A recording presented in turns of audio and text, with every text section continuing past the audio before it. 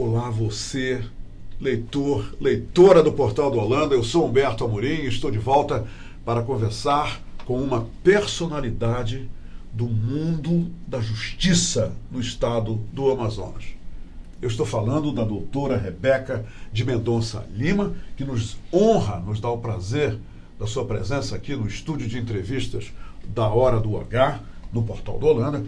E a doutora Rebeca é titular do Juizado da Infância e Juventude Civil e também coordenadora da Infância e Juventude Civil do Tribunal de Justiça do Estado do Amazonas. Ela vem se colocar aqui à nossa disposição de milhares de leitores e leitoras para falar de um assunto de suma importância.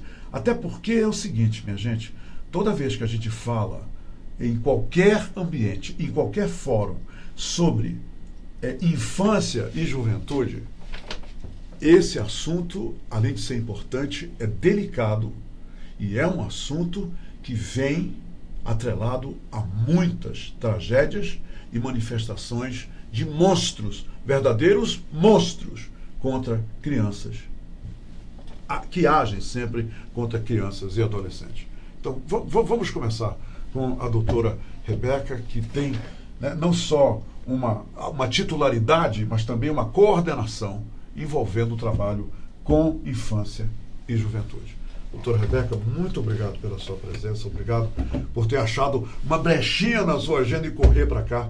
Como é bom recebê-la.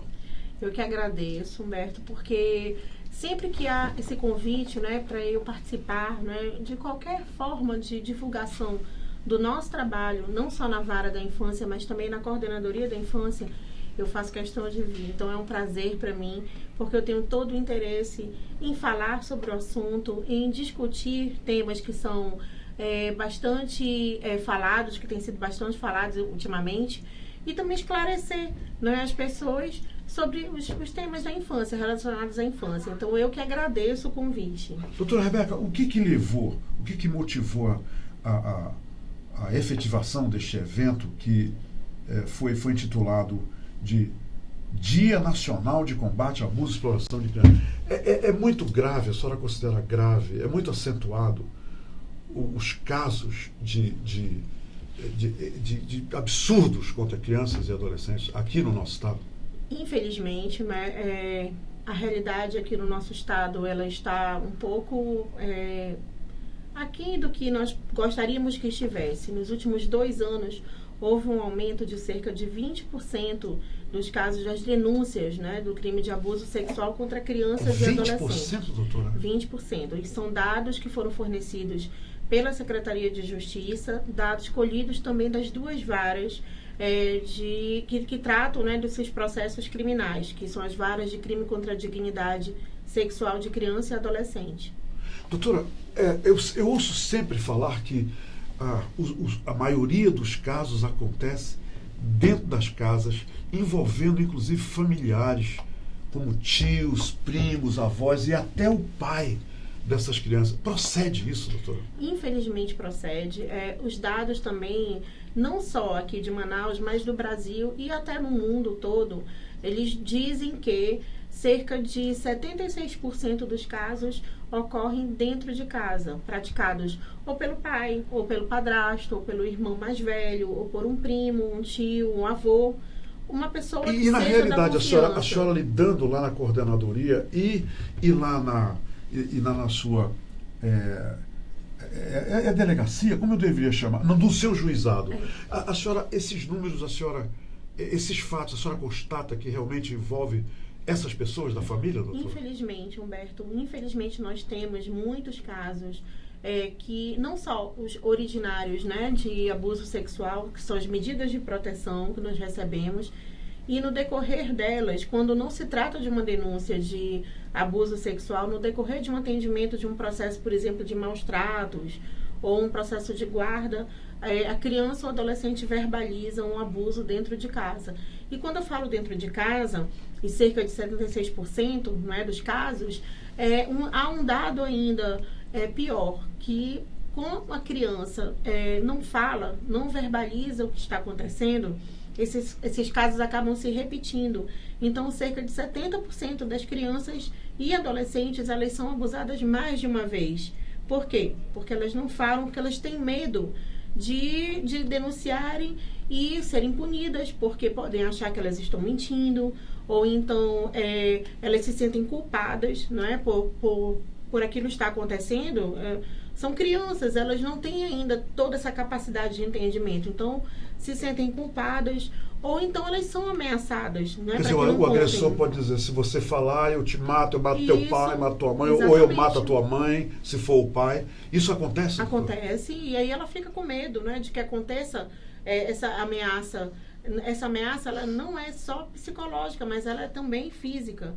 E ela tem esse medo de que aconteça alguma coisa com o ente querido, porque o agressor faz esse tipo de ameaça. Então, é muito sério. Nós precisamos falar sobre o tema, nós precisamos divulgar para que as pessoas se espertem, porque pode ser na sua casa, pode ser na minha casa, pode ser na casa de qualquer pessoa.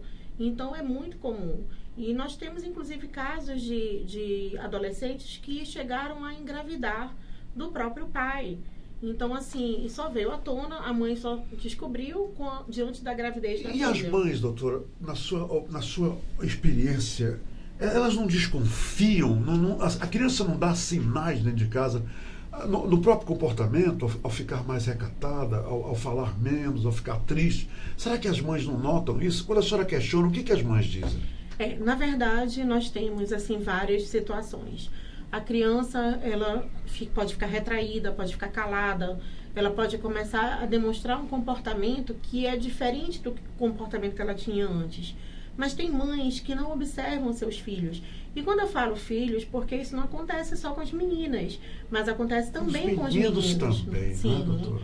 Então, assim, as mães às vezes não observam, não olham, e também tem aquelas, Humberto, que infelizmente elas, diante desse fato, elas não acreditam de fato no que a criança está falando, e elas optam em ficar ao lado do agressor, deixando a vítima se sentir desprotegida. É uma tragédia, né? Com certeza, com certeza. Daí porque nós temos algumas meninas, né, e meninos também em abrigos, porque nós temos que fazer o quê? Protegê-los, não é? Protegê-los. Então existe essa medida de retirar a criança dessa zona de perigo, de ataque. Existe. E elas são retiradas, doutora? São. A gente prioriza sempre que elas sejam colocadas, não é, com algum parente, alguém que se responsabilize em tomar conta, já que a própria família, não é, a família biológica ali não optou pelo agressor. Entendo. Mas assim, quando não há, quando em todo caso, para todos os lados já aconteceu também, acontece muito, infelizmente, para onde a gente se vira para tentar colocar essa criança, ali também houve um caso de abuso. Então, assim, a gente pode dizer que é uma praga, sabe, do mundo moderno. Né, doutora? Porque... Doutora, e o que a senhora recomenda, seja os vizinhos, os parentes, alguém que note alguma coisa diferente deve fazer? Falar pela criança, já que a criança não fala, denunciar, telefonar? Com toda certeza, Humberto. A prevenção e a punição para esses crimes, elas só precisam superar a barreira da denúncia, né? Das pessoas saírem daquela zona de conforto e realmente pegarem o telefone, fazerem uma denúncia para o Disque 100, procurar um conselho tutelar mais próximo da sua residência, não permitir que essa criança passe por isso, porque é um crime que não deixa muito rastro. Sim, não é? Os vestígios são muito pequenos, então assim, vai ficar sendo a maioria das vezes a palavra da vítima contra a palavra do agressor. Então as pessoas precisam se conscientizar da importância de denunciar, porque, como eu falei mais uma vez, isso pode acontecer. E a justiça vai agir, não é? Vai agir, o que, por exemplo, de que forma é punido esse agressor? Quais são as medidas de punição que são levadas a cabo em direção ao agressor, doutora? Bom, essas penas, elas são... tramitam, não é, como eu falei anteriormente, na vara criminal, que é a vara de crimes contra a dignidade sexual de criança e adolescente, E a pena prevista, realmente eu não como não é Mas minha eles área são de atuação, punidos, né, doutor? Isso é que importa. mas O agressor é punido. É punido. E daí a importância, Humberto, também de que a autoridade, lá no início, a autoridade policial, não é? Porque assim, você recebeu uma denúncia, você tem que imediatamente investigar, não é? E imediatamente também examinar a criança, até levá-la até o IML para que ela seja submetida, não é, ao exame. E isso tudo tem que ser feito com muito cuidado, não é? Sim, Por quê? Porque sim. para a criança não, e a testemunha também, a criança não ser vítima várias vezes, né, para contar, relatar, reviver aquela situação. Claro. Né? Então, assim, isso começa desde a pessoa denunciando, né, através do Disque 100, do Conselho Tutelar, e vai até o trabalho da delegacia, que é também um trabalho exemplar. E assim, eu posso te dizer que toda a rede de proteção é extremamente comprometida. Qual é o número, doutora, que as pessoas podem usar para fazer uma denúncia de uma suspeita que uma criança está sendo abusada? O Disque 100. É o Disque 100, não é? Disque 100. Você pode salvar uma criança discando para esse número, o número 100. Com certeza. É um meio mais fácil de denunciar e mais seguro também. Doutora, vamos falar agora de um outro assunto. É a questão de adoção aqui no estado do Amazonas. Como anda essa questão? Existem muitas crianças na fila de adoção.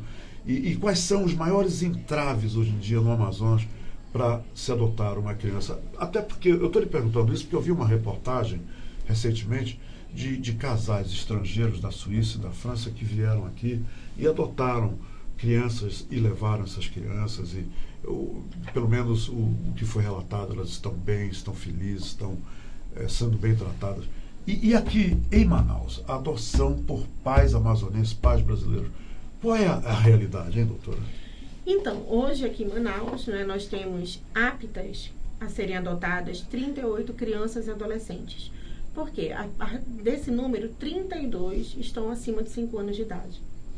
O que acontece? É difícil, doutora, essa questão da idade, em termos da pessoa, dos pais tomarem essa decisão? É difícil porque as pessoas, quando procuram a vara para se habilitarem à adoção, elas indicam no processo a faixa etária. E essa faixa etária, a mais indicada ainda, não só aqui em Manaus, como em todo o Brasil, é de 0 até 2 anos de idade. O que dificulta, por certo, não é que essas pessoas adotem com mais rapidez. Por quê? Porque, paralelo a isso, ainda há, pelo menos aqui no Amazonas, essa cultura das pessoas...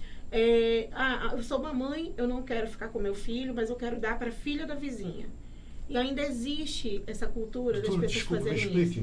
Como é que é essa cultura? Eu já sou mãe, eu já tenho filhos, eu vou adotar um filho para dar para a vizinha? Não, assim... A pessoa não quer entrar na fila, fazer a adoção como ela deve ser feita, se habilitar. E o que fazem?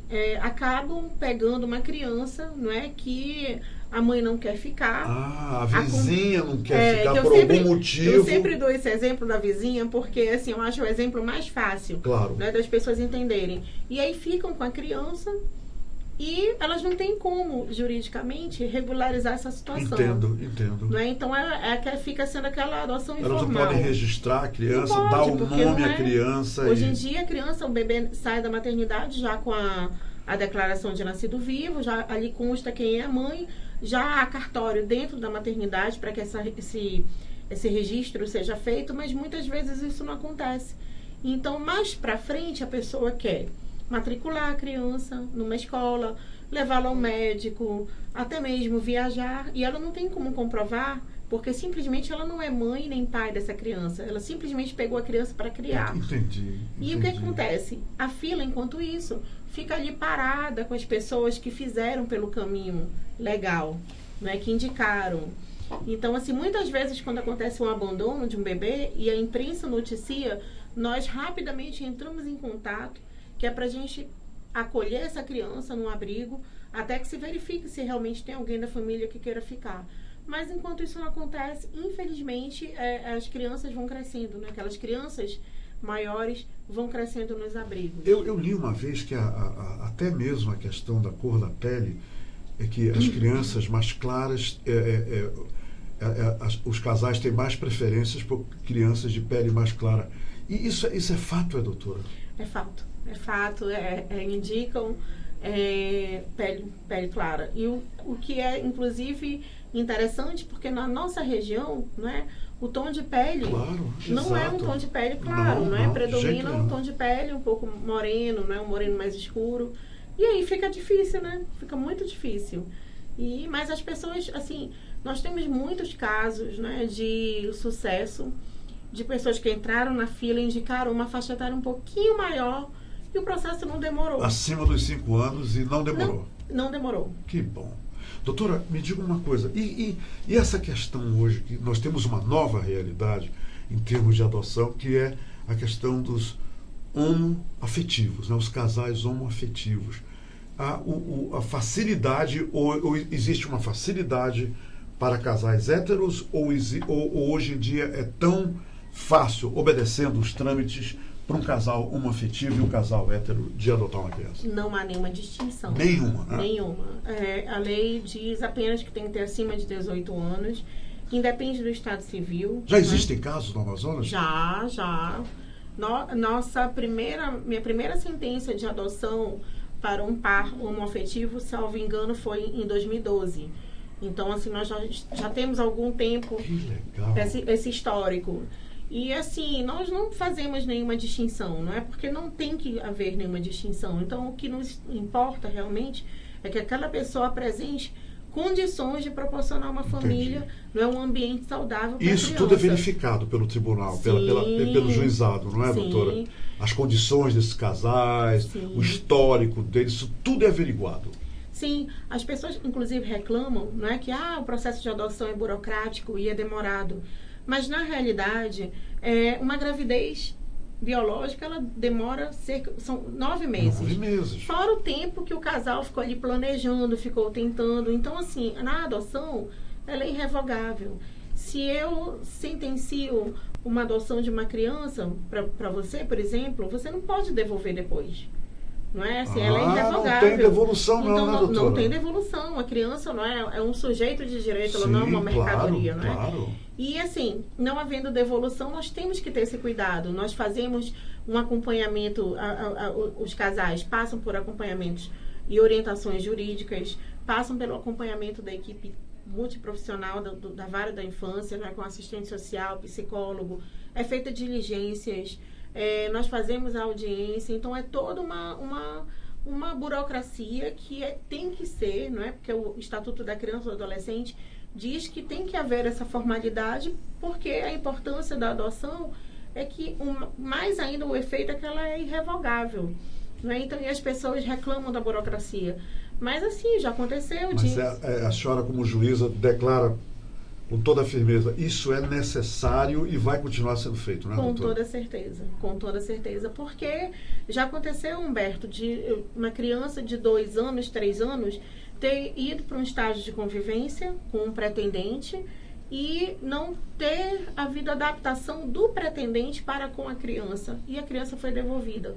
Por sorte, ela foi devolvida ainda no estágio de convivência que precede a sentença de adoção. A senhora não tinha dado a sentença ainda, né? Não. Porque a lei diz que tem que ter um estágio de convivência. Entendo. Então, por sorte, essa criança foi devolvida antes da sentença, porque se tivesse sido depois, não é? Então, assim, ela ficaria prejudicada. É complicado. Doutora, recentemente, eu acho que semana passada, nós vimos aí a divulgação de um desfile de crianças a serem adotadas e eu li muitos comentários negativos, pessoas que não aceitaram muito bem essa forma de demonstrar, né, que aquela criança ali está em disponibilidade para ser adotada, etc. E ela tem criança já de 10, 11, quer dizer, 13 anos. Qual é a sua leitura desse acontecimento, hein, doutora? Bom, Humberto, esse movimento, né, de expor as crianças é um movimento que juízes da infância do Brasil todo têm aderido. Por quê? É uma inovação, não é, doutora? Por quê? Para nós, e quando eu falo assim, tem colegas que não aceitam, que não concordam e não fazem. Para nós que trabalhamos diariamente, nós somos responsáveis por essas crianças e adolescentes, é uma questão moral. Passou a ser uma questão moral fazermos alguma coisa para que essas crianças que crescem nos abrigos, elas sejam olhadas. Né? Porque as pessoas, é muito fácil você falar, mas a pessoa não visita um abrigo, não sabe ninguém como visita, ninguém vai, né, e tem pessoas que vão, mas fazem aquela caridade para ficar bem consigo mesmo. Entendo. Não é? Na época de Natal, Sim. no Dia das Crianças, mas ali no dia a dia é muito difícil, são muito poucas as pessoas que se dispõem a isso. E elas acabam crescendo E elas naquele crescem. ambiente isoladas, né, Exatamente, elas têm uma vida e assim, nós fazemos 2 vezes ao ano audiências dentro dos abrigos. E eu te digo, Humberto, muitos chegam e falam assim, tia, poxa, tia, eu queria uma família, tia, consegue para mim uma família? E eu já tive vários... Elas falam assim, falam. E eu vou te falar, é de cortar o coração. Sim, claro. Porque assim, você se sente impotente, né? De estar ali, entra ano, sai ano, e aquela criança ali crescendo. Nós temos crianças, nós temos uma menina que ela é especial, que já tem 18 anos. E assim, ela cresceu no abrigo. Então assim... Mas ela nunca foi adotada, doutora. Ela Nunca, ficou vivendo ali, foi crescendo, nunca e agora está com 18 anos. Tem 18 anos, nunca ninguém quis adotá-la. Assim como outros que nós temos. Então, assim, nós temos 30, por exemplo, nós temos 21 crianças e adolescentes que são grupos de irmãos. Nós temos uma família, Humberto, que tem 6 irmãos. A irmã mais velha tem 17 anos e a mais nova tem 3 ou 4 anos. E todos estão lá para serem adotados? Todos estão, por quê? As meninas sofreram abuso sexual. Não é? Então, nós tentamos reinserir essas crianças dentro da família extensa. Não foi possível, porque não havia ninguém que pudesse se responsabilizar. Nós olhamos também o vínculo, não é, dessas crianças para com a pessoa, porque também não adianta, porque é parente, vou colocar na sua casa. Eu tenho que saber se realmente você tem, se existe aí uma ligação afetiva. E não houve. Então, assim, esse grupo de irmãos... A mais velha daqui a pouco faz 18 anos. Ela comemorou os 15 anos dela no abrigo. No abrigo. E assim, é muito difícil, porque quem é que vai adotar 6 crianças, não é? Então, assim, a gente precisa fazer alguma coisa. Então, é pensando nisso que nós iniciamos um movimento e assim, começou por Pernambuco, Espírito Santo, Rio Grande do Sul, São Paulo. Esse movimento está em vigor agora, né, doutora? Está. Pleno vigor. Está. É um movimento que a gente chama de adoção tardia, não é? E busca ativa. Adoção tardia em razão da idade. Sim, né? São crianças acima de 5, 7 anos de idade. Aqui em Manaus, nós lançamos um projeto, Encontrar Alguém. Eu, inclusive, assim, eu fiz questão, né, de que o Tribunal Pleno, todos os desembargadores reunidos em sessão, tomassem conhecimento do projeto, eu expus o projeto, inclusive pedindo autorização para expor a imagem dessas crianças e adolescentes. Por quê? Porque elas não podem ser expostas no ponto de vista de mostrar o rosto, mas elas não são adolescentes em conflito com a lei. Elas não cometeram nenhum ato infracional. Então, por que elas têm que ser esquecidas, Humberto? E o tribunal, graças a Deus, apoiou, aderiu. E assim, eu posso te dizer que em menos de 1 ano nós já tivemos 5 adoções. Inclusive, 2 grupos de irmãos. Então, na verdade, 6. 2 grupos de irmãos, um com 3 meninos e um outro, um menino e uma menina, sendo que o menino especial. Então, assim, esses vídeos, nós fizemos vídeos, eles contaram a história deles de uma forma muito lúdica e nós começamos a divulgar nos grupos de apoio à adoção, também nas redes sociais, e nós conseguimos. Então, assim, o que eu acho que talvez os colegas, né, de Cuiabá, na verdade foi Cuiabá e uma outra cidade que eu não recordo o nome, eles fizeram na melhor das intenções. E assim, e aí eu te pergunto... Mato Grosso. Foi Mato Grosso. É isso. É porque foi Cuiabá e foram duas cidades. Foi Cuiabá e outra cidade. E assim, o que eles fizeram?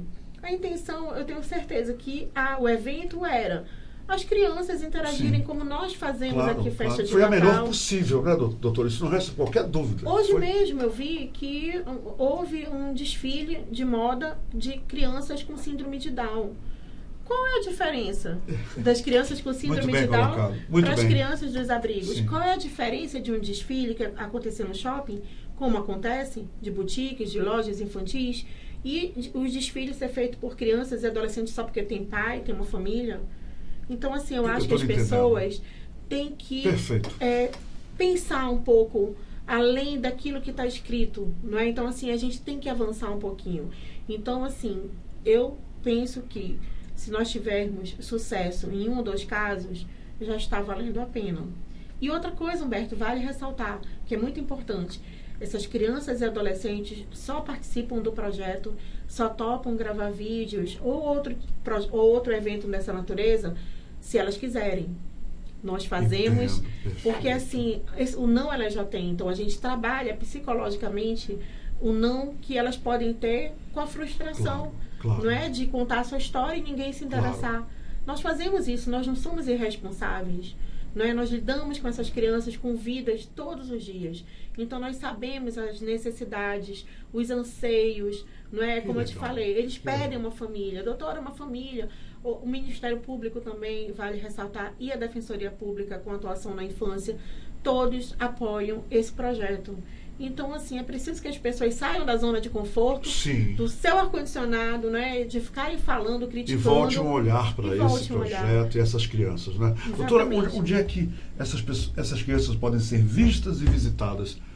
Se alguém que está nos vendo deseja fazer isso. Na realidade, essas crianças, elas estão nos 9 abrigos aqui de Manaus, não é? Nós temos qual é o caminho para elas visitarem essas crianças? Primeiro passo. Elas podem visitar diretamente no abrigo. Lá o abrigo, o responsável pelo abrigo vai dizer, olha, aquela criança está dentro do projeto. Entendi. Ou então podem diretamente procurar a vara da infância. Nós estamos lá, a nossa equipe é mais do que preparada e todos vestem camisa.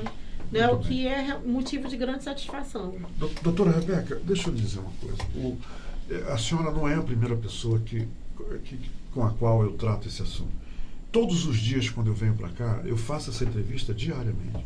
Eu tenho visto nas ruas de Manaus, nos sinais de Manaus, mães jovens, da maioria jovens, com crianças pequenas, até em carro de bebê, aí em todo o sinal, com aquelas placas, sou venezuelana. E me diga uma coisa, essas crianças estão no sol, pegando chuva. O interessante que eu percebi, os pais usam boné, mas as crianças não estão com boné. Eles usam boné, mas as crianças não. E agora mesmo eu passei ali na frente da UFAM e vi 2 carrinhos de bebê, com os bebês dentro e os pais fora, pedindo ajuda. Há alguma maneira, em termos da justiça, para que se possa criar uma campanha para ajudar mais efetivamente essas crianças? Eu estou me referindo exclusivamente às crianças que eu estou vendo espalhadas pela rua, no sol, na chuva, e os pais ali tendo que tê-las consigo, porque nós sabemos da situação deles. O que a justiça pode fazer, ou ao mesmo juizado, para, de alguma forma, não sei, retirar essas crianças da rua enquanto os pais vão para os sinais para pedir ajuda? Bom, infelizmente, né, esse é um problema que tem acontecido. Eu estou falando das crianças venezuelanas, sim, lógico. Sim, né, doutora? Sim. Não, e até para as brasileiras também, Humberto, é muito difícil porque, assim, na verdade, em relação às venezuelanas, é uma problemática que já vem, né, ocorrendo há cerca de 2 anos. Nós já fizemos algumas intervenções em relação a essas crianças que, por exemplo, adoeceram e que foram hospitalizadas e que nós tentamos, por exemplo, acolher, mas por uma questão cultural também, eles não aceitam se separar dos filhos, não aceitam que os filhos ficassem hospitalizados. O médico virava as costas, eles se retiravam. Então, assim, existem políticas públicas, não é, voltadas atualmente pela Secretaria de Justiça, não é, que trata, e também pela Secretaria de Ação Social. Todos estão, não é, envidando esforços no sentido de ajudar os imigrantes, porque é realmente uma situação muito triste. Mas enquanto eles tiverem família, porque eles estão com a família. Isso é fato, eles estão com as famílias. E aí, assim, a gente não tem muito como intervir nesse sentido, de retirá-los da família. Não é? Porque se fossem crianças brasileiras, se a gente verifica ali a vulnerabilidade, e olhe lá, Humberto, porque muitas vezes a pobreza ela não significa que a criança seja maltratada ou viva mal, não é? Na mesma situação até mesmo de miséria, não é? Então, assim, é um problema que todos estão trabalhando, no sentido de intervir Entendo, positivamente, não é? Já há um abrigo, por exemplo, para venezuelanos. Essa preocupação é existente, né, existente. doutora? Dessa Só que, assistência, sendo tudo. crianças estrangeiras, nós não temos autonomia nem competência para atuar em relação a elas. É uma outra realidade, né, doutora? Que tem que lidar com ela também de uma forma diferenciada. Exatamente. É isso, não é? Exatamente. Doutora Rebeca de Mendonça Lima, muito obrigado pela entrevista. Foi um prazer entrevistá-la. Eu quero dizer que nós todos aqui do Portal do Holanda estamos à sua disposição, do juizado, da coordenadoria que a senhora está liderando, e qualquer assunto, o que a senhora achar que precisa ser visibilizado, levado a público, conte com a gente. E muito obrigado. Eu que agradeço, mais uma vez. Eu até peço que realmente que as pessoas entrem no site do Tribunal de Justiça. Existe um portal da Coordenadoria da Infância, tem todos os projetos, todos os eventos que nós fazemos. Nós temos projetos belíssimos, Humberto, por exemplo, o Acolhendo Vidas, em que nós abordamos as grávidas, não é? Para que elas não entreguem o filho, não abandonem o filho, mas que entreguem a adoção. Porque isso também é outro problema, né? É outro problema. Então, a gente atua nas maternidades, né? Para que isso não aconteça, e de maneira que a gente possa realmente dar esse suporte para a grávida. Ela pode mudar de ideia, né? Ela pode realmente manter a sua ideia de entregar o filho. Eu acabei não lhe perguntando sobre essa cartilha, olha só. Que cartilha é essa, doutora? A cartilha Adotar é Legal. Adotar é Legal. Foi uma cartilha que nós fizemos, já está na 4ª edição. Por quê? Porque as pessoas têm muitas dúvidas sobre a adoção. Então, nós fizemos de uma linguagem bem acessível, até com personagens regionais. Gostei dessa capa, que legal. E aí, assim, para quê? Porque as pessoas têm muitas dúvidas, não é, sobre a adoção, e nós achamos interessante. Inclusive, a versão digital dessa cartilha está no site do Tribunal de Justiça também. As pessoas podem folhear exatamente, essa cartilha de forma digital. Imprimir, exatamente. Então, assim, é o Poder Judiciário, não é, procurando levar, estar mais presente, não é, na sociedade. E para os seus jurisdicionados também, porque o nosso trabalho ele não pode se resumir nos processos, né? Nós temos que olhar, que nos aproximar dos jurisdicionados, né? Realmente ter um olhar diferenciado, para que a gente não sob pena da gente não sermos tão duros, né? Só aplicando a lei. Claro. Doutora, muito obrigado. Leve meu carinho para a doutora Marinildes e também para o seu irmão Marcelo, que eu tenho muito carinho por ele.